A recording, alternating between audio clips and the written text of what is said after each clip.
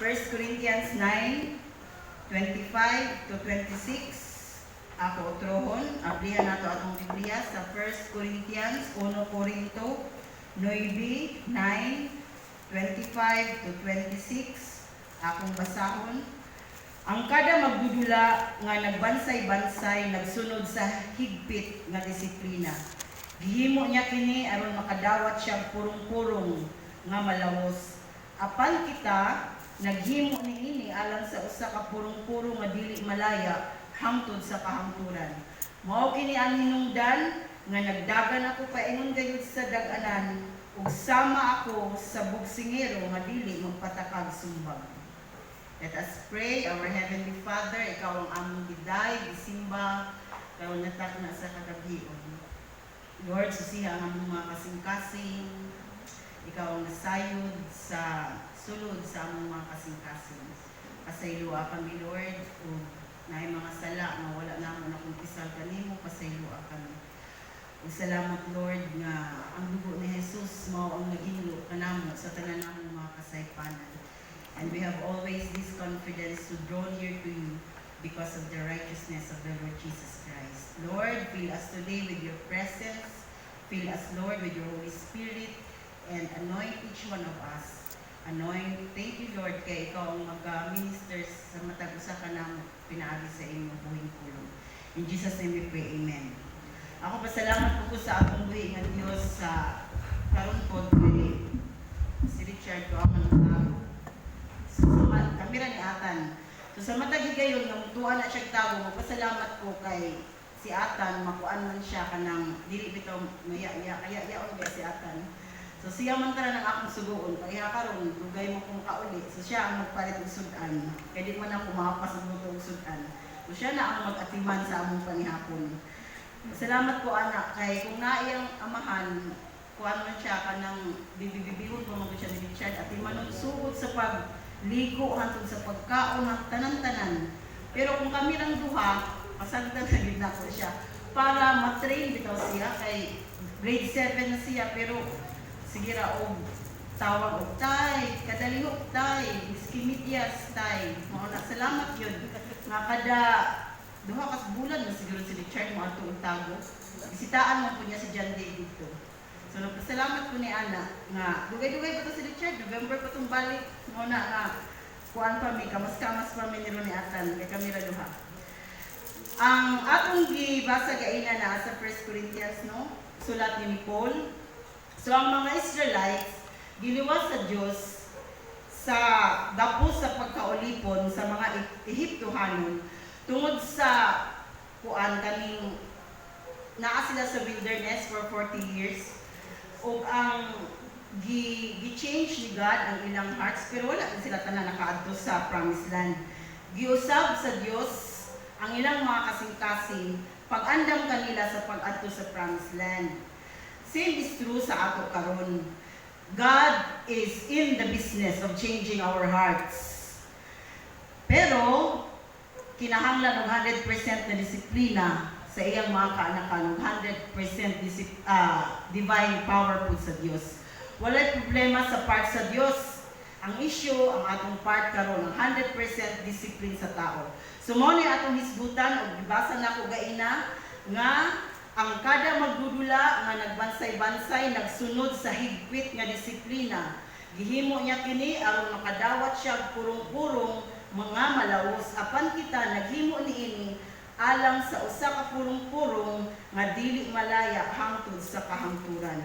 So ang tanan atleta moagid jud og disiplina. Dili gali ko atlet sa una no, pero kadtong nagmasteral ko sa Cebu, grabe gid ang among disiplina ato kay no. Kada bulan man nimo ato og Cebu. Then pugong sa kwarta kay plane man back and forth. Bas gasto be kay ang plane kay mo ato mi didto og Friday uli mi og Sunday kay gi-require lagi ang masteral. So dito mi nagmasteral sa Cebu. Grabe to nga pugong, grabe to nga disiplina kay miski sa oras. Kay daghan may research pud namo buhaton. Istikto pa kay ang proktor, daghay research buhaton, daghay basta daghanay buhaton. Pero grabe to nga disiplina nga kana bitaw ang oras nimo igahin nimo ang imong panalapi, igahin nimo nga magpugong sa oras pud kinahanglan nga tanan oras kung mahimo kana bitawng fruitful kay maglisod man ka nga maka-cope up kay tungod sa daghan mga assignment na ihatag sa amo. Kay once a month naman may mag-meeting. So daghan kada adlaw na ay mga assignment nga ihatag. So grabe to nga pagbansay-bansay training sa amo. Mo na ang atleta pod muagi gid siya og disiplina sa pagbansay. Mutrabaho siya, maminaw sa tambag sa iyang coach, mudawat og pagtudlo, mudawat og pagsagda, correction, kugihan og dili tapulan. Walay atleta nga tapulan, kay kung atleta nga tapulan pirdi na sa panahon sa away na ug daghan pa nga pagbansay ang buhaton sa usa ka atleta. Ang tumuog tuyo aron siya makadaog, makuha niya ang premyo. Karon ang salapi man ang premyo, makuha niya ang dungog kay dungganon, makuha po niya ang prestige kadungganan, ang recognition, mailhan siya sa tibuok kalibutan. Para kang Manny Pacquiao, ilalo si Manny Pacquiao tungod sa iyahang kaabtik sa pag-boxing. Pero sa panahon ni Paul, ang winner sa dagan, makadawat lamang og rate, isip premyo. So kini nga rate, purong-purong ni, nga hinimo sa bulak og dahon. So human sa simana, malaya kini. Pero luyon ni nga kamatuuran na mahanaw ra ang ganti na nimuha gihapon ang usa ka atleta nga moagi sa lisod na training. No? Miski ang atleta nato diri, miski di ba ang prize billions man no. Pero million ang uban ay million di billion. Billion man ang prize no. Pero alam mabuhat ra ng million no or mahanaw ra sa kalibutan. Pero maninguha gyud o ganti ang tao luyo sa lisod na training. So ang mga atleta po sa Diyos, kita mga atleta mo sa Diyos, kitang tanan nga ni adiri. Naapod tay disiplina sa pagbansay. O mas disiplinado ang ato ang pagbansay. Mas disiplinado ang mga anak sa Diyos kaysa wala diha sa Diyos. Mas kugihan o dili tapulan ang anak sa Diyos. Mas malipayon nga mudawat sa pagtudlo o sa pagbadlong. Mas mutrabaho ang anak sa Diyos. Kay mga athlete man ta diha sa Diyos, mga soldiers man ta. Nakakuhaan ko og sundalo ba dito sa ni kanang mabog. Dito mig mabog kan kay sundalo. Paghuman nga una mi ang mga pulis ko nga una sila wala pa. Tas tungod sa kaning doon man sila sa among table, sister yamin nga. Sir, wala ko lagi nga ang pangaon mo sir kay ing aning siya nga ana dami anak ma'am dili may mga kibali magulat daw sila nga ignon nga wala na daw tao. Kung mga pulis man lagi sir nga ano. Ay sagdi na sila ma'am. So ing ana ba, grabe ang ilang disiplina kibali ing kung unsa man di ay ang inyong kaunon sir kung wala na po di siya naaman midaghan dilata. So yung nga ang disiplina po sa sundalo. So ang sundalo sa Diyos, mas grabe po ang disiplina sa nga atong bansay-bansayon, nga atong itrain.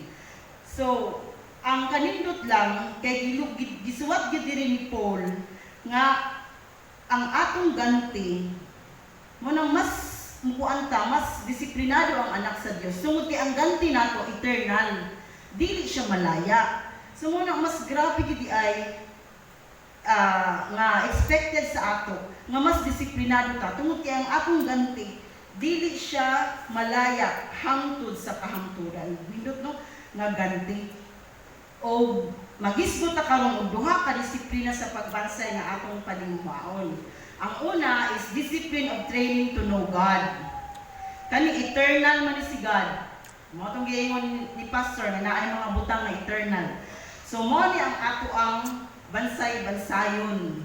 Mo ni ang discipline of training nga atong buhaton, ang pag-ila sa Dios. So kinahanglan nato ang disiplina sa pagbansay sa pag-ila sa atong Dios kay kini nga pagdisiplina makaapektar ni sa ato ang kinabuhi.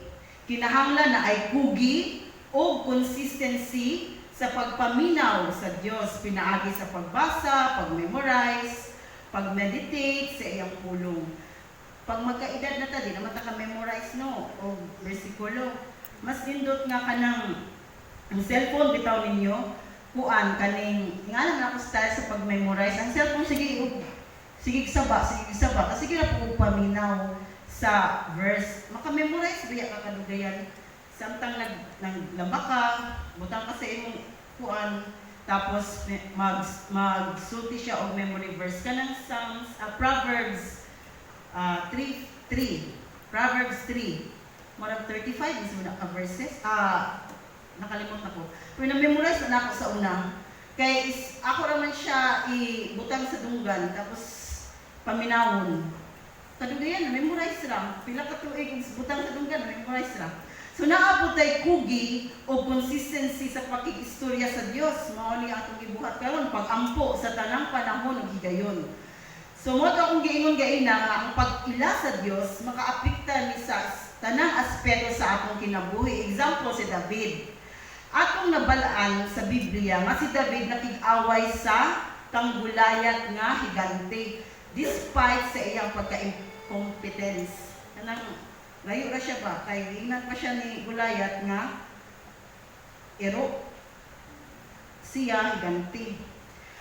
Kung tan-awon si David, kung nagtan-aw si David sa iyang kaugalingon, dili to siya magpaluma-luma og away kang sa higanti.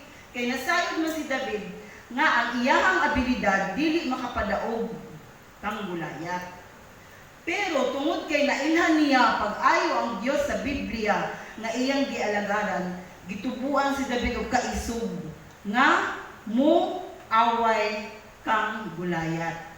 Tungod kay sunod sa iyang kasing-kasing, nasayod siya nga dili siya ang makig-away kang Gulayat kundi ang Ginoo.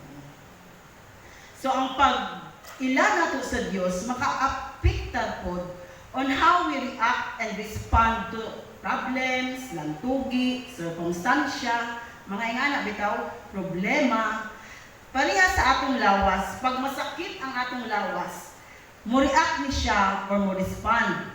So ang tambal, either mo-react or mo-respond.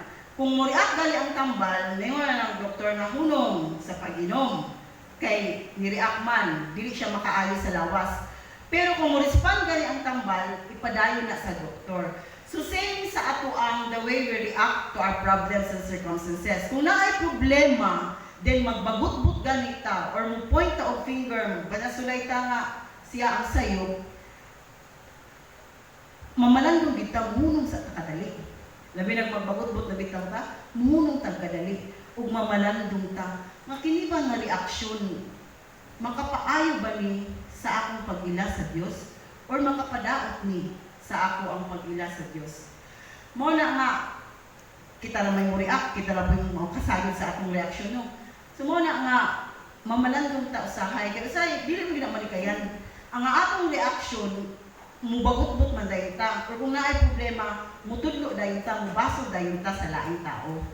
Muna kung muabot gali, nga nagbagot-but na ka, makabantay mo ka nagbagot-but na ka, o makabantay ko ka nga may point na ka o finger, ato sa pamalandungan. Kini ba nga kinaiya? Kini ba nga reaksyon? Maayo ba ni sa akong pag-ila sa Dios? Pero kung naay lantugi, problema o mga circumstansya, tapos mo respond ta properly, makaayon ni. So, saan mo ito pag-respond? Naa siya sa Psalms 46:10. Psalms 46:10, be still and know that I am God. Niingon ang Diyos, paghilom og sayra nga ako ang Diyos. So sa panahon di ay nga naay lantugi, naay problema, maghilom ba di ta? Dili gid ay ta mo react. Kay mao kani siya ang kuan pamaagi nga mo respond ta properly sa mga problema. Pero dili gid kayan nga bagut-but jud ta or muyaw-yaw gid ta sa mga problema.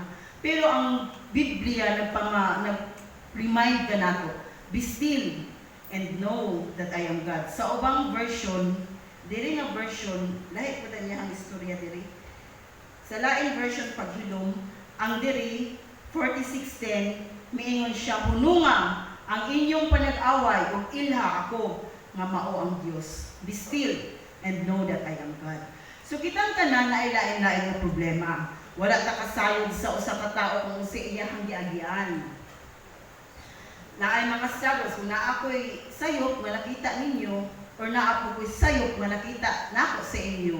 Ang akong respond is be still and know that I am God. Mag-ampo ta ana nga tao, ana nga igsuon. Kaya wala mo ta na sayod nga naa siya'y gidala nga problema. Palagay na naiklayon ka nagyaw-yaw. Nagyaw-yaw gyud siya maayo kay ing-ani. So pagka alas 5 na, giya na pud ako akong kauban nga wala po ta na sayod at tulo kung naa siya'y problema, kaya may na-admit. So, ang iyang pagyaw-yaw, epekto sa problema nga naa sa iyang kasing-kasing. Ngunang dili po ka kasulti nga, ing-ato po siya. So, yung anak bitaw, kay wala mo na sayod sa problema sa tao. Muna, kung iyang reaction sa imo, dili maayo, ang atong respond, anak, maghilom ta, ato siya ay ampo, o atong ilhon, yun na ay Diyos nga muusab sa iya. Kana bitang phrase nga, anak man tana siya pastor, pero sa we react as if we are God. Pero let us be reminded that God is continually working in the lives of people. Kitang tanan nga ni Adere, ang Diyos nanglihok sa ato, nagmold sa ato, nagtrabaho sa ato, samtang naapatay gininhawa. God is continually working in us, aron mahisama ta sa iyahang anak. Mao na kung naay kinaiyahan ang atong namitay kinaiyahan tanan, kitang tanan diri naay kinaiya nga dili gid maayo. Walay tao diri nga perfecto kay naapat diri sa kalibutan. Naay kinaiya nato nga dili may naay kinaiya nga dili pud maayo. Sahay dili ko magtingog-tingog. Pero ang atong mas nindot buhaton, iampo nato na siya nga tao. O dili day nato siya ignon nga panuma-luma mo na siya upuan kaning chairman sa kuan tas di kabuhat. Kaya nga no, sa atong una-una ato siya kanunay dumdumon that God is continually working sa life sa tao. O dili din na siya munong, I believe God will not stop working in us until nga mahisama ta sa iyahang anak mo. Nang kwao ta niya. Kaya nindot naman itong kinabuhi, no?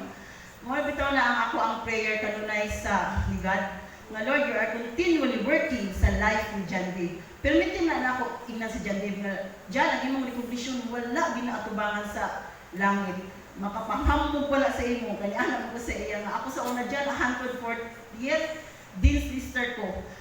Muna na nga pa, bukad sa akong atay.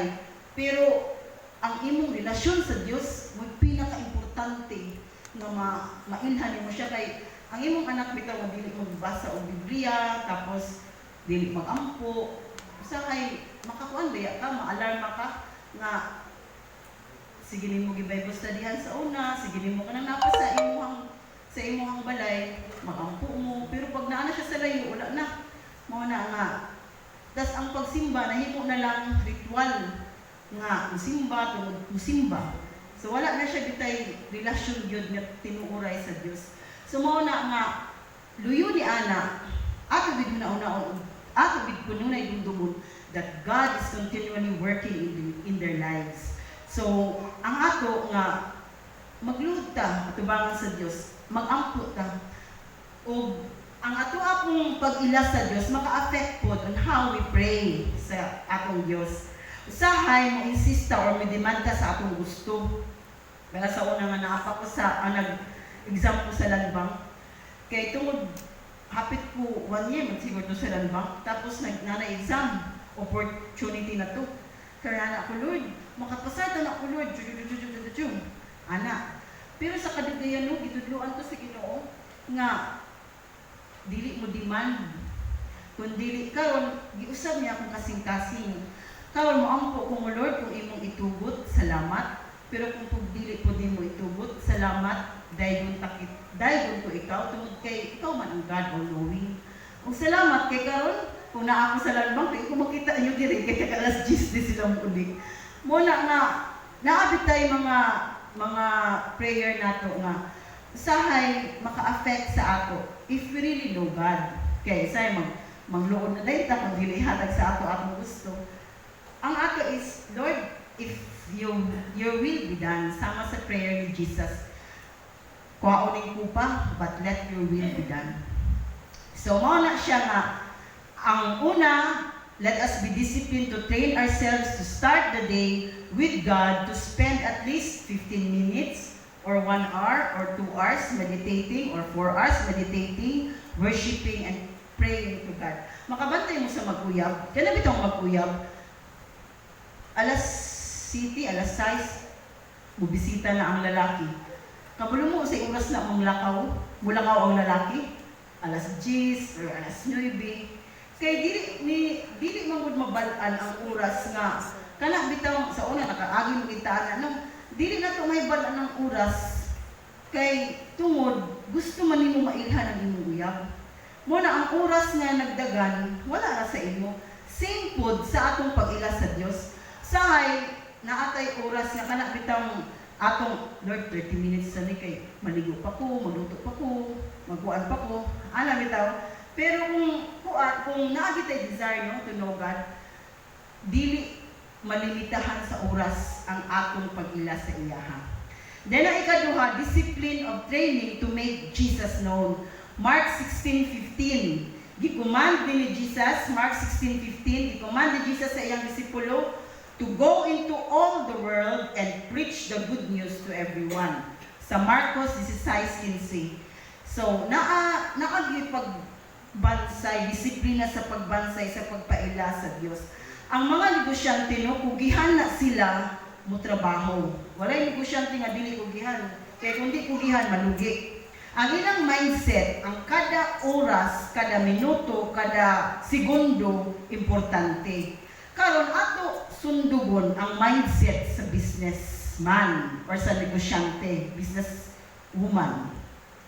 Nga ang kada oras, kada minuto, kada segundo, importante na siya. Kay anytime, anak maadlaw, either mamatay ng imong katapad, kay kuwao na sa Dios. So nga na, ato i-change ang atong mindset, nga disiplinado ta ni anak nga training, bitaw nga, kanang, Lord, kada oras, kanang naabitaw tayo matapad, or masakyan nga tricycle, naagitay kaning tinguha nga ipaila si Jesus sa ilaha. Let us be in the business tonight of changing zip codes from hell to heaven. So atong kanang mahimutang karon nga gabi mahimutang businessman, businesswoman. Ganahan may daghan may ganahan mag-business no o mag-business sa karon. Ang ato ang mindset atong i-adapt ang mindset sa businessman or businesswoman nga every minute, every hour, every second counts. Then, ang ato ang negosyo nga ang ilang zip code, kung di taga-bislik man sila, 8311, mapadulong siya sa zip code sa langit. No? Okay ba mo niya? So, mo na siya nga naagitay tinguha sa pagpaila. O dili na to i-focus ang atong huna-huna sa kahuyang sa tao. Kay usahay, dili ta makasangyaw tungod sa iyang kahuyan. Example, kung tanaw nato nga lalaki siya, pero medyo girly iyahang action. Sahay, di ta makasangyaw no, kung dili maka kuano ang ta, maka badlong or maka saway. So ang atong tutukan, unsay mabuhat ni Jesus sa iyahang kinabuhi, kung atong isugilon si Jesus sa iyaha. So mo na siya atong tutukan. I-inform nato of who Jesus is, o unsa ang iyahang gibuhat dito sa cross. Usahay pod ang relihiyon mahimong barrier nga ang gospel dili makasulod sa kasing-kasing sa tao. Mao na likaya nato ang mga pulo nga makapalibog sa kasing-kasing sa tao. Example, dito sa Tago, nadunggan man ako sila nga, nagstoryahan na sila. Ala dayon nga, uy, pagtuon nila, wa ko nangalagad. Nangalagad ako. O, morning mga, isa ilang ingon aming para sa ato? Ay, mga born again. Morning mga born again. Kaya pagtuon nila, na sila rin maluwas, kaya sila rin nangalagad. Ako nangalagad ko. Buntag gabi nangalagad. Nagluhod ko sa simbahan. Pero wala ko kabalo kung di sa ito iyang isultian. Nakatungog na ko. Basta ay malipog sila kung ato isulti. Ter, pangalagad ter, alon ka maluwas. dili siya ang ana ang ato kay makapalibog man mo na siya mo na barir kay tungod ang relihiyon naman din ang ilang ko anong nga ato kay katoliko po di ko maluwas ka mga baptismo maluwas mo dili ang atong isugilon sa ila kung kinsa si Jesus o unsa ang iyahang nabuhat o wala na ilain pa o dili po ta magmando sa ila nga ter mga lagad ka ter kuan ter mga lagad ka ang anak kay mo na siya ang makapatalikod sa ila ha mo na nga barir gid na siya kung maglibog sila so ang ato naging isulti unsa kinsa si Jesus ug unsa ang nabuhat ni Jesus didto sa cross sa Calvary. So nagisgot mo pud ta og dagan gain ano. Ang dagan kay niingon man to ang verse 26. Mao kini ang hinungdan nga nagdagan ako paingon gayud sa dagananan nga og sama ako sa boksingero madili magpatakag sumbag. Sumudagan jud ta. Wala gi magbakta sa ato no. Kaya gibutang man diri nga mao kini ang hinungdan nga nagdagan ako padulong gayud sa dagananan. So naatay dagananan nga giandam sa Dios. Ang akong track, di ba naamanay track sa dagananan tuod basiganahan mo dagan ta sa ang kuan mo ang PhilHealth na ay konsulta ko. So sa Butuan ug sa San Francisco Manami, mo to si dagan. Dili na po sa district, pero magpahibalo ako. Community ran man na siya. So naatay dagananan.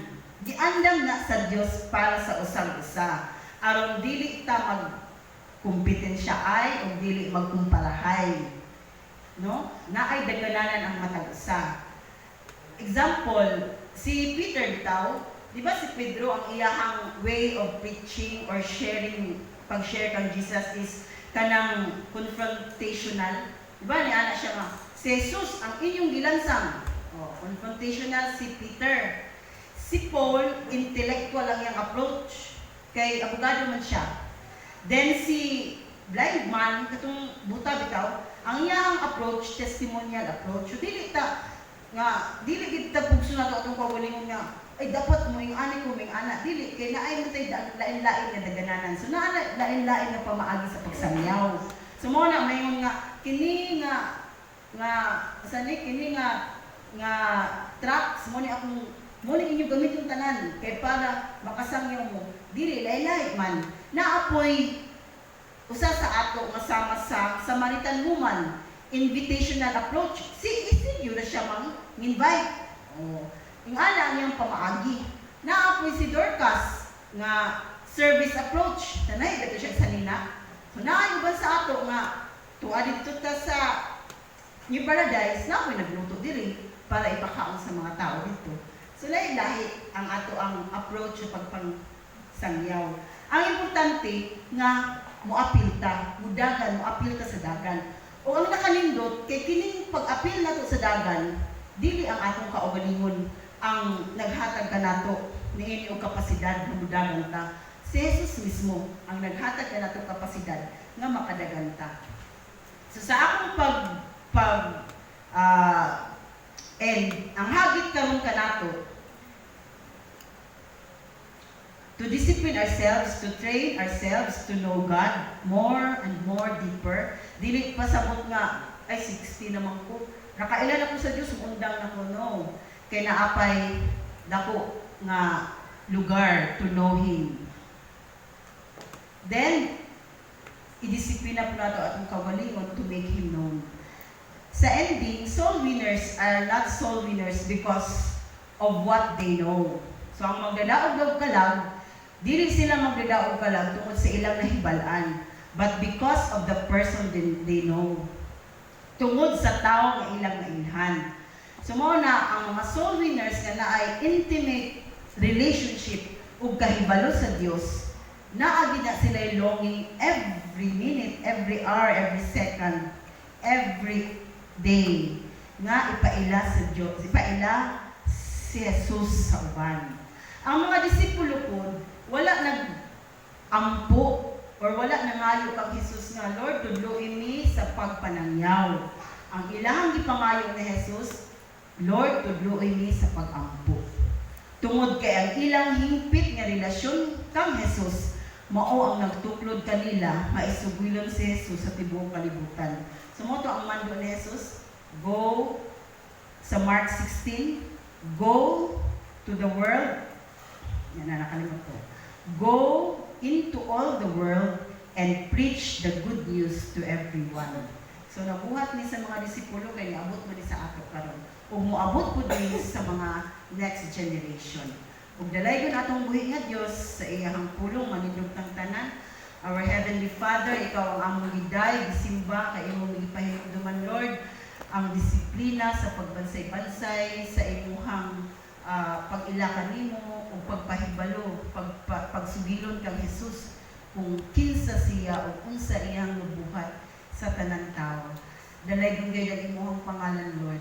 Kanimo lamang gayud kami dahil kanimo lamang kami magpasalamat o ikaw ang magtipig sa imong pulong sa among mga kasing-kasing. Hinaot Lord yang imong pulong dili mo balik kanimo nga empty kun dili mamuhat sa purpose na imong giset karon nga gabi. Dalaygon ka in Jesus name. Amen.